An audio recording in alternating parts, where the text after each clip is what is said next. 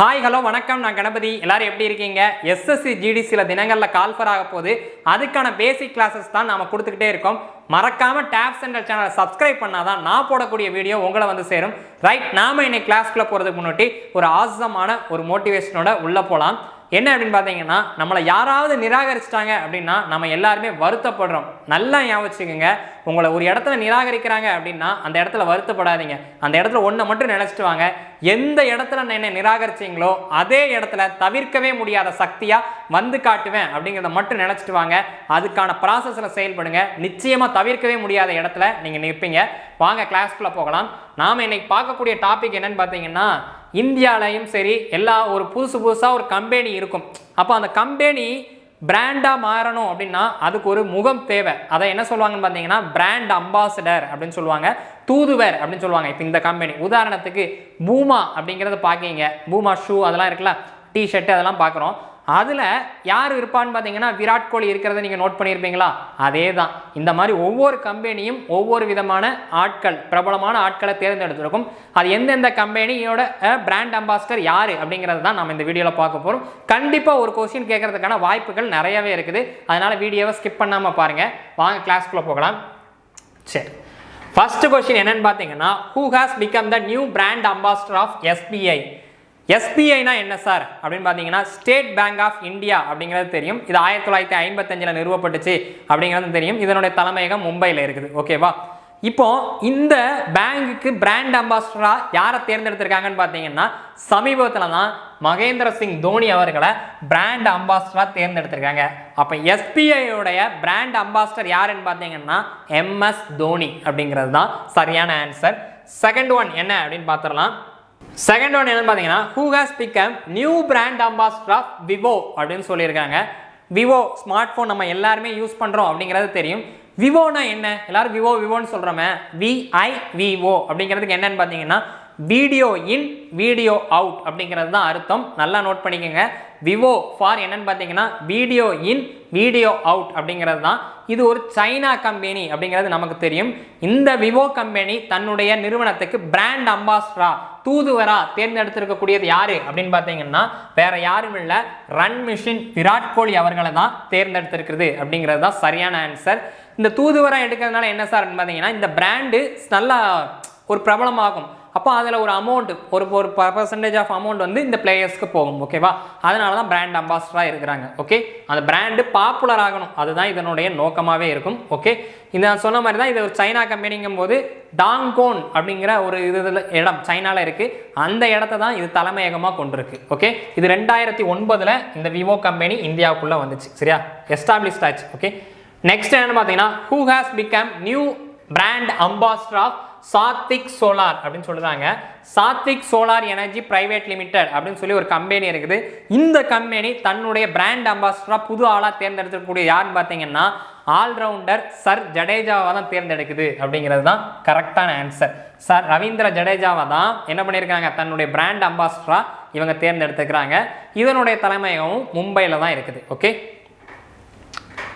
அடுத்து என்னன்னு பார்த்தீங்கன்னா, who has become newly brand ambassador of Bharat petroleum corporation limited அப்படின்னு சொல்லுவாங்க. PPCL அப்படிங்கிறத ஷார்ட் ஃபார்மாக சொல்லுவாங்க.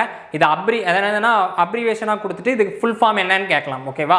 அவன் பாரத் பெட்ரோலியம் கார்பரேஷன் லிமிடெடோடைய பிராண்ட் அம்பாசிடரா தேர்ந்தெடுத்து யார் பார்த்தீங்கன்னா இந்திய கிரிக்கெட் அணியின் தடுப்புச்சுவர் என்று அழைக்கப்படக்கூடிய ராகுல் டிராவிட் அவர்களை தான் பிராண்ட் அம்பாசிடரா தேர்ந்தெடுத்திருக்கிறாங்க அப்படிங்கிறது தான்.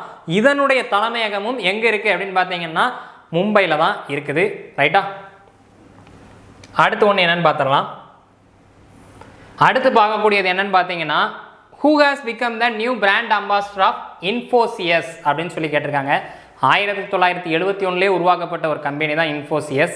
இந்த கம்பெனியினுடைய புது பிராண்ட் அம்பாசிடரா தேர்ந்தெடுக்கக்கூடியவர் யார் அப்படின்னு பார்த்தீங்கன்னா ரஃபேல் நடால தான். டென்னிஸ் வீரர் ரஃபேல் நடால் தான் இந்த கம்பெனியினுடைய புது தூதுவராக தேர்ந்தெடுக்கப்பட்டுள்ளார். ரஃபேல் நடாலை பற்றி பார்த்தீங்கன்னா நிறைய கிளே மண்ணில் வந்து அவர் நிறைய வெற்றிகளை குமிஞ்சதுனால அவரை வந்து என்ன சொல்லுவாங்கன்னு பார்த்தீங்கன்னா கிங் ஆஃப் கிளே அப்படின்னு சொல்லி அழைப்பாங்க. ரஃபேல் நடாலுடைய இன்னொரு பேர்னே சொல்லலாம். சரியா? ரைட், டென்னிஸ் வீரர் ரஃபேல் நடால் தான் பிராண்ட் அம்பாசிடர் ஆஃப் இன்ஃபோசியஸ் அப்படிங்கிறது தான். அடுத்து ஒன்று யார் அப்படின்னு பார்க்கலாம். அடுத்து யாருன்னு பார்த்தீங்கன்னா new brand ambassador of election commission, இந்திய தேர்தல் ஆணையத்தினுடைய தூதுவராக நியமிக்கப்பட்டிருக்கவர் யாருன்னு கேட்டாங்கன்னா நியூஸில் பார்த்ததை வச்சு சொல்லிடுவாங்க, டக்குன்னு சச்சின் டெண்டுல்கர் தான் அப்படின்னா. சச்சின் டெண்டுல்கரை மட்டும் நியமிக்கல, இன்னொரு ஆளையும் சேர்த்து தான் நியமிச்சிருக்காங்க. ராஜ்குமார் ராவ் அப்படிங்கிறவர் தான். ராஜ்குமார் ராவ்னா யார் அப்படின்னு பார்த்தீங்கன்னா பாலிவுட் ஆக்டரில் ஒருத்தர் தான் ராஜ்குமார் ராவ். நல்லா நடிச்சிருப்பார் நிறைய படங்களில். அதுலேயும் குறிப்பிட்டு சொல்ல போச்சுன்னா இந்த கை போ சி அப்படின்னு ஒரு படம் இருக்குது. அந்த படத்தில் பார்த்தீங்கன்னா மதவாதத்தினால எப்படி நடக்குது அப்படிங்கிறத சுஷாந்த் சிங் ராஜ்புட் அதுக்கப்புறம் இவர் எல்லாரும் சேர்ந்து நல்லா நடிச்சிருப்பாங்க. இப்போ இந்த எலெக்ஷன் கமிஷன் பார்த்தீங்கன்னா ஜனவரி 25, 1950, அதாவது குடியரசுக்கு முந்தின நாளில் வந்து உருவாக்கியிருப்பாங்க ரைட்டா. அந்த கமிஷனுக்கு நமக்கு என்னன்னு பார்த்தீங்கன்னா பிராண்ட் அம்பாசிடர் 2 பேர் இருக்கிறாங்க. சச்சின் டெண்டுல்கர் காட் ஆஃப் கிரிக்கெட்டும் ராஜ்குமார் ராவும் தான் இருக்கிறாங்க. So both A and B அப்படிங்கிறது தான் சரியான ஆன்சர். நெக்ஸ்ட் ஒன் என்ன அப்படின்னு பார்க்கலாம். அடுத்து பார்த்தீங்கன்னா who has become the new brand ambassador of fashion brand W அப்படின்னு சொல்லியிருக்காங்க. ஒரு புதுவாக ஃபேஷனாக ஒரு பிராண்டு உருவாகுது. என்னென்னு பார்த்தீங்கன்னா புது துணிகள்லாம் ஆடைகளுக்கெல்லாம் W அப்படின்னு சொல்லி ஒரு பிராண்டு உருவாகுது. இந்த பிராண்டனுடைய இந்த W அப்படிங்கிற கம்பெனியோட நோக்கம் என்னவா இருக்குன்னு பார்த்தீங்கன்னா இப்போ சமகாலத்தில் பெண்கள் வாழ்கிறாங்க. இப்போ கிராமத்துலேயும் பெண்கள் இருக்காங்க, நகரத்துலேயும் பெண்கள் இருக்காங்க.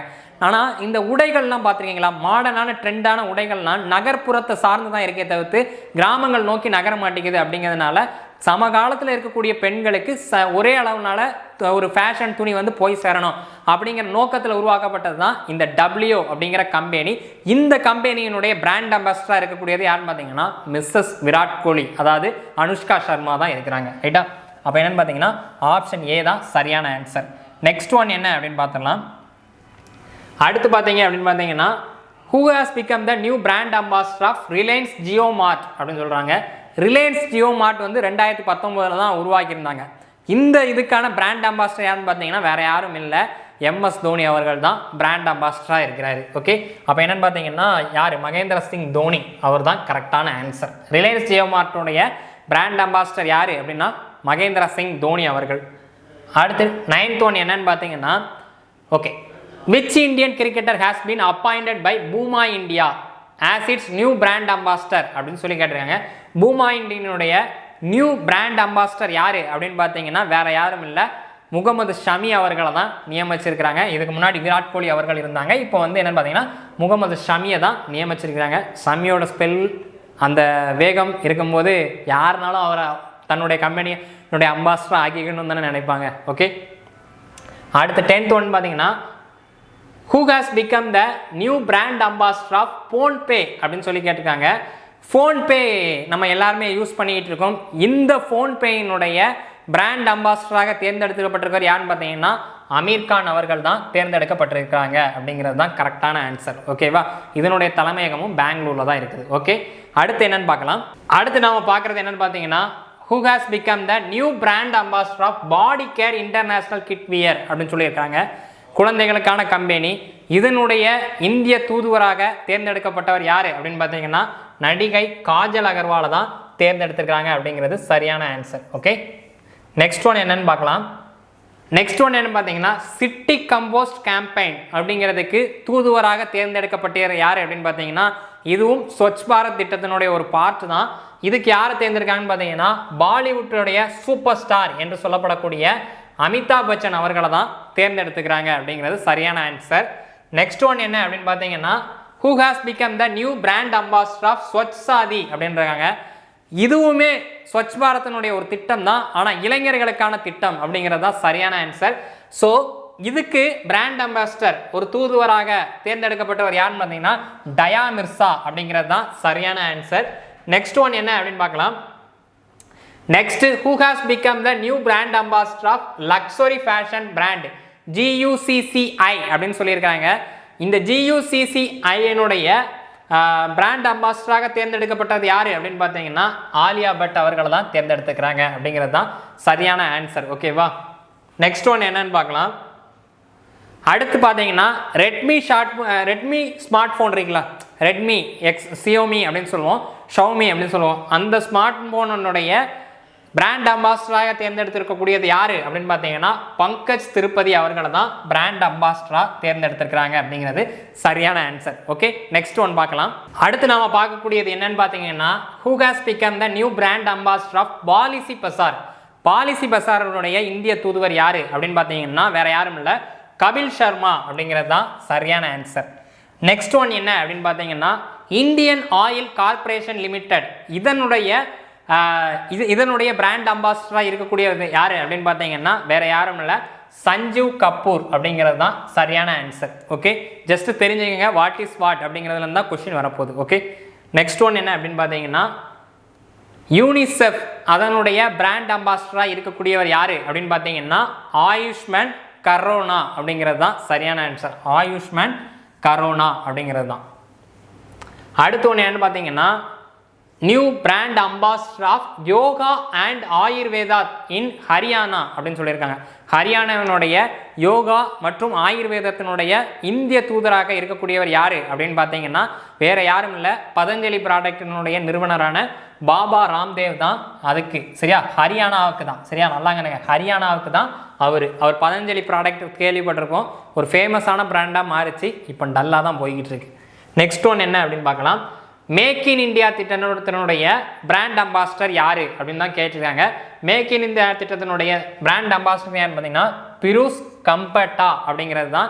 இவர் ராஸ்னா அப்படின்னு சொல்லி ஒரு கம்பெனி இருக்குது, அதுக்கு இவர் சேர்மனாக இருக்கிறாரு. அதோட மேக் இன் இந்தியா திட்டத்துக்கு இவர் என்னென்னு பார்த்தீங்கன்னா ஒரு அம்பாசிடரா, பிராண்ட் அம்பாசிடரா அவர் இருக்கிறாரு அப்படிங்கிறது தான். மேக் இன் இந்தியானா என்ன பார்த்தீங்கன்னா எல்லா பொருட்களும் இப்போ நம்ம பார்த்தீங்கன்னா மேக்ஸிமம் சைனாலேருந்து தான் வாங்கிட்டு இருக்கிறோம், எல்லா நாடுகளுமே சைனாலேருந்து தான் வாங்கிட்டு இருக்கு.